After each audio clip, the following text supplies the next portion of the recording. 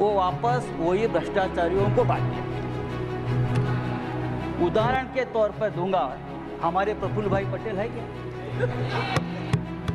देखोगे मेरी तरफ? और मैं आपसे बात कर रहा हूँ सर, और मैं आपसे ही डायलॉग करूंगा। यहाँ है कौन मेरा आपके सिवा? आप ही तो है भगवान। इसलिए मैं कहता हूँ कि ये सामान्य बजट नहीं है, ये नॉन बायोलॉजिकल बजट है। दिस इज नॉट हम चर्चा कर रहे हैं। Thank you for information. लेकिन ये केंद्रीय बजट नहीं है, ये कुछ राज्यों का बजट है। क्योंकि इस बजट से महाराष्ट्र गायब है, इस बजट से तेलंगाना गायब है, हरियाणा गायब है, केरल गायब है, तमिलनाडु गायब है, पंजाब गायब है, उड़ीसा गायब है, दिल्ली गायब है। तो लगभग इस देश, पश्चिम बंगाल गायब है, झारखंड गायब है। तो ऐसे बजट को हम केंद्रीय बजट, यूनियन बजट कैसे कह सकते हैं सर? बात ऐसी है कि इसलिए मैं कहता हूं कि ये सामान्य बजट नहीं है, ये नॉन बायोलॉजिकल बजट है। दिस इज नॉन, जैसे हमारे प्रधानमंत्री जी कहते कि मैं नॉन बायोलॉजिकल हूं, इस तरह से ये नॉन बायोलॉजिकल बजट है। कैसे बनाया, कहाँ से बनाया, किसके लिए बनाया, उसके लाभार्थी कौन है, क्या है। लेकिन एक बात तो सही है, ये बजट जो बना है उस बजट के ऊपर लोकसभा का जो नतीजे है उसका बहुत बड़ा प्रभाव है। संजय जी, ये लोकसभा नतीजे से पीड़ित बजट है, ये पीड़ित बजट है। संजय जी, देखोगे मेरी तरफ? हाँ, मैं आपसे बात कर रहा हूँ सर, और मैं आपसे ही डायलॉग करूंगा। यहाँ है कौन मेरा आपके सिवा? आप ही तो है भगवान। सर, प्रधानमंत्री जी ने कहा था कि मैं भ्रष्टाचार का पैसा जनता में बांटूंगा। हमें लगा कि इस बजट में ऐसी कोई योजना आ जाएगी कि जो भ्रष्टाचार का पैसा 10 साल में जमा किया है ईडी के माध्यम से, वो आप सबको बांट देंगे, ऐसी कोई घोषणा आप करेंगे। लेकिन हुआ है उल्टा। जो पैसा आपने भ्रष्टाचार के माध्यम से जब्त किया था, ऐसा हमने देखा, वो वापस वही भ्रष्टाचारियों को बांट दिया। उदाहरण के तौर पर दूंगा, हमारे प्रफुल्ल भाई पटेल है क्या?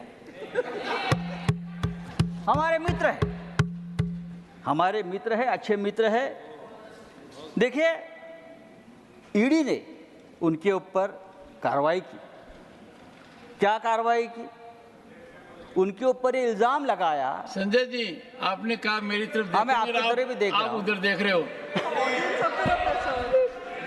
ईडी ने, भाई चेयरमैन सर, ईडी, सीबीआई हमारे सबके पीछे लगा दिया, उनके पीछे भी लगाया। बेचारे हमारे मित्र रहे। उनके ऊपर क्या आरोप था? दाऊद के एक साथी है इकबाल मिर्ची, मनी लॉन्ड्रिंग के माध्यम से प्रफुल्ल भाई ने उनकी प्रॉपर्टी खरीद ली। ईडी आ गई, ईडी ने चार्जशीट डाले, ईडी ने उनका प्रॉपर्टी जब्त किया। 180 करोड़, कम नहीं, 180 करोड़, 180 करोड़ की प्रॉपर्टी ईडी ने जब्त की। और क्या हो गया? हमारे प्रफुल्ल भाई परेशान हो गए। ऐसे बहुत प्रफुल्ल भाई देश में है, यहाँ ही 10 है, परेशान हो गए। तो प्रफुल्ल जी ने क्या किया? यहाँ से वहाँ चले गए और 180 करोड़ की प्रॉपर्टी ईडी ने उनको वापस दे दी। एक अच्छी योजना है, सरकार ने शुरू की। यहाँ से वहाँ चले गए, दो चेयर, तो 180 करोड़ की प्रॉपर्टी ईडी ने तुरंत क्लियर कर दी और उनको दे दी। भाई हमको भी ईडी ने हमको अरेस्ट किया, हमारा कोई गुनाह नहीं था। हमारा जिस घर में मैं रहता हूं वो जब्त कर लिया। हमारा घर तो दीजिए। एक सेकंड नहीं सर, संजय जी, एक सेकंड नहीं सर, अर्थव्यवस्था से जुड़ा प्रश्न। एक second. These are very serious charges, and I will appreciate that Be firm on your facts. Fact है on record. Be firm on your facts. Go ahead. देखो सर, हमको भी जेल में डाला था ईडी ने, बात छोड़ दीजिए। तो मोदी जी के तीसरे कार्यकाल में सभी भ्रष्टाचार इस प्रकार से बेदाग हो रहे हैं। सर, क्या है इस बजट में? इस बजट में ना किसानों के लिए कोई घोषणा है, ना बेरोजगारों के लिए कोई खास योजना है, ना युवाओं के लिए है। 50%, 50% किसान आज भी कर्ज में डूबे हैं और सबसे ज़्यादा आत्महत्या किसानों की हमारे महाराष्ट्र में हो रही है। सर, हमारी भी ये मांग है, सबकी मांग है कि किसानों को उनके प्रोडक्शन को, अनाज को समर्थन मूल्य मिलना चाहिए, लेकिन किसानों को समर्थन मूल्य नहीं मिला है। तो समर्थन मूल्य किसको मिला?